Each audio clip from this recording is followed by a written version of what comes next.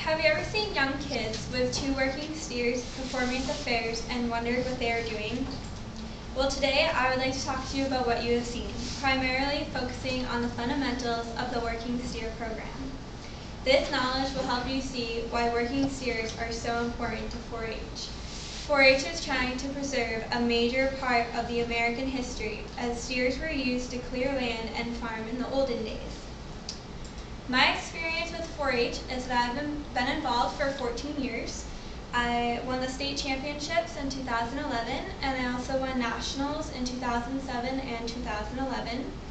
More recently, I have been a 4-H leader and a judge for the past 2 years. So today, I would like to talk to you about 3 things. First, what is 4-H and working steers? Second, how do you choose working steers? And third, what are the basics of training working steers? So let's begin unraveling the 4-H working steer program. First, knowing what 4-H and working steers are is vital to understanding the program. 4-H is a land grant program. It sponsors a public university, so for Maine, this would be the University of Maine. It fosters and improves life skills like responsibility, respect, critical thinking, health, and honesty. And 4-H is open to any individual ages 5 to 18, and it's also open to any adult who would like to volunteer. So maybe this would be a program that would interest some of you to become involved with.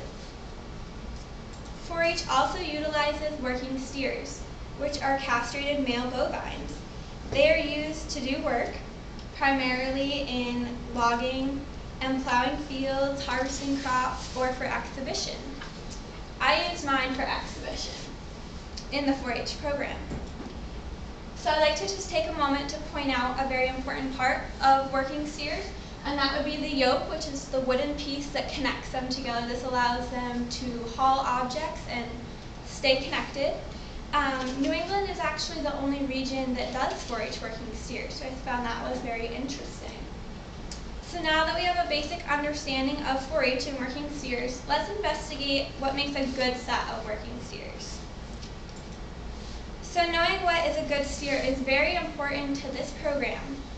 It allows you to have control over your animals, to build a relationship with them, and knowing how to choose a good set will really increase your level of awareness and safety while working with these large animals. So today I want to talk about some of the most common breeds that you could choose based on their characteristics. There's the Holstein. They grow fast and pretty high strung. I personally love Holsteins. They're really fun to work with. There are also Jerseys. These grow more slowly and they're a little bit high strung if you're not sure what you're doing with them. The Brown Swiss, they grow very fast, but they're very calm. It's a great beginner pair for people. And then the Shorthorns, they grow very slow and they're very docile. So for younger kids, this is usually what we recommend.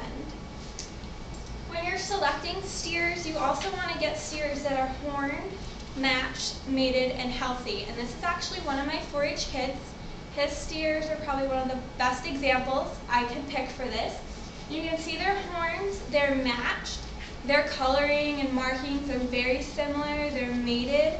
They're about the same height, about the same body, frame, and build. And they also look very healthy. Their eyes are bright, their noses look clear, they have good coats, and they just overall, you can tell they're healthy and they're happy.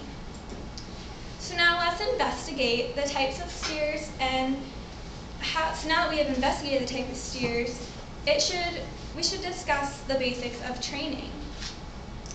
So you train steers by using 6 basic commands, and these are used to control your working steers when you exhibit them in the 3 classes of 4-H.